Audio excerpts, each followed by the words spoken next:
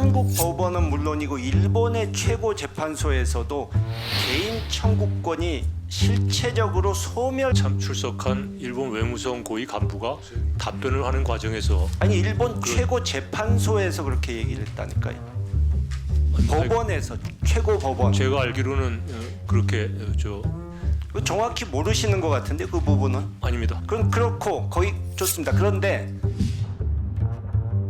박근혜 정권 초기에 박근혜 씨가 이 일본 측이 과거사 문제에 있어서 성의를 보이지 않으면 한일 회담 할. 하태경 의원님.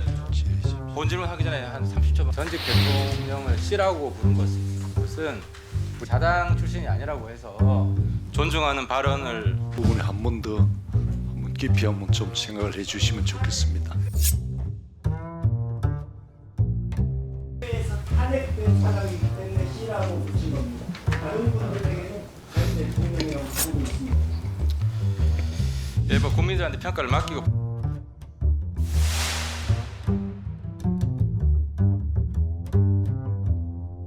김홍걸 의원님.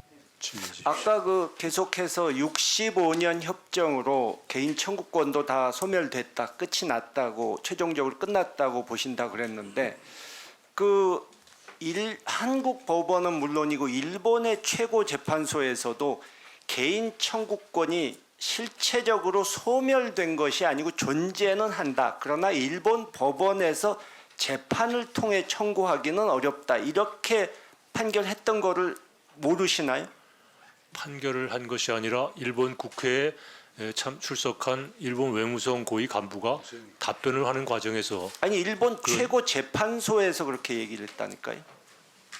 법원에서 최고 법원. 제가 알기로는 그렇게 정확히 모르시는 것 같은데 그 부분은. 아닙니다. 제가 한일 양국 사법부 의견을 다 무시하신다는 건데 그건 그렇고 거의 좋습니다. 그런데 박근혜 정권 초기에 박근혜 씨가 이 일본 측이 과거사 문제에 있어서 성의를 보이지 않으면 한일 회담 할 필요도 없다 해가지고 한 2년여 동안 일본을 상대를 안 한 적 있었던 거 기억하시죠? 네, 위안부 합의 문제. 그리고 결국 일본 측이 위안부 합의하자고 나오지 않았습니까? 내용은 우리 쪽에서 보기엔 미흡하지만 근데 65년에 이미 다 최종적으로 끝난 문제라고 양 정부가 생각한다면 그런 합의 자체도 할 필요가 없다는 논리가 성립되지 않습니까? 위안부 문제는 65년 총권협정에서 제외된다라는 것이 2005년 민관합동위원회의 결과입니다. 아까는 또 강제징용 민관합동위원회 부분은 아닙니다.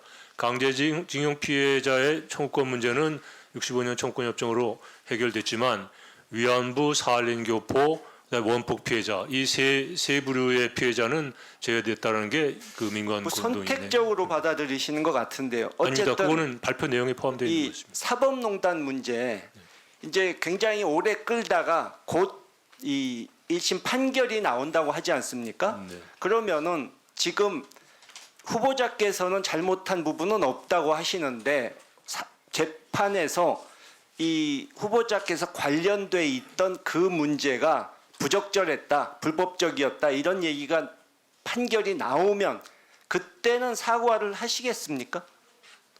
제가 피의자도 아니고 피고도 아닌데 어떻게 그런 판결이 나오겠습니까? 아니 남이 불법행위 하는 거를 어떻게 보면 거들어 준 거 아닙니까? 도움을 받고 그 사람한테 불법적인 행동으로. 그렇다면 제가 피의자나 피고가 됐겠죠. 아니죠. 아까 전해철 의원님 말씀하신 것처럼 법 적용을 직권남용으로 했기 때문에 이 후보자께서 해당이 안 됐을 뿐이지 관련자인 건 맞지 않습니까? 그 부분은 재판부가 판단할 그러니까 문제이기 재판부가 때문에 제가 판단을 답변하는 게 적절치 않다고 하면 생각합니다. 그때는 인정을 하시겠냐 이거죠. 그 가정적인 상황에 제가 답변드리고 싶지 않습니다. 예, 판결이 나오면 다시 또 얘기를 하겠습니다. 작년 12월에 피해자들이 이제 최종 원고 승소 이 강제동원 관련해서 한 부분이 있어서 뭐 1인당 1억에서 1억 5천 가량 받을 수 있게 됐는데요. 후보자께서 재원은 민간의 자발적 기여를 통해 마련하고 재단의 목적 사업 관련한 가용 재원을 확충해 나갈 거 이렇게 답변하셨지 않습니까? 네.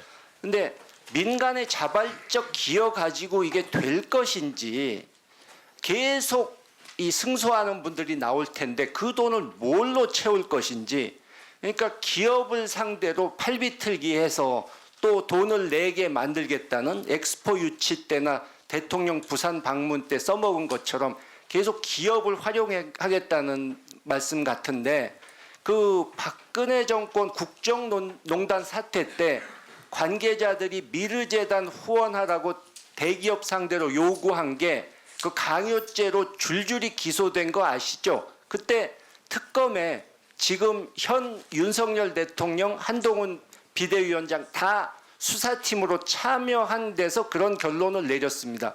이런 기업들의 후원을 기대하는 것이 그 굉장히 위험한 발상이란 건 알고 계시죠?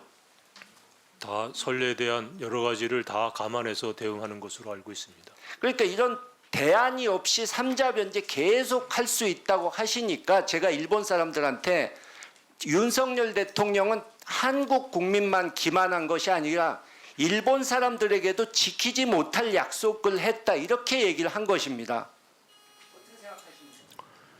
외교를 하다 보면은 그 프로세스라는 그 과정 속에서 예상치 않았던 새로운 모멘텀도 생기고 때로는 파국으로 가지만 그런 모멘텀이 생기고 그러한 것이 또 다른 결과를 낳기도 하기 때문에 지금 예단하고 싶지 않습니다. 대안이 없이 그냥 일본 측에는 우리가 삼자 변제로 다 해결해 줄 테니 걱정 마라 이래도 괜찮다는 말씀인가요? 대안이라는 것은 서로 만들어가는 거라고 생각을 합니다. 현재는 없다는 뜻이죠. 뭐 하여간 지금 어려운 상황 그런 것들을 다 헤쳐가는 게 외교적인 노력 아니겠습니까? 예, 수고 많았습니다. 또 하태경 의원님 질의 주십시오. 본질문 하기 전에 한 30초만 의사진행만.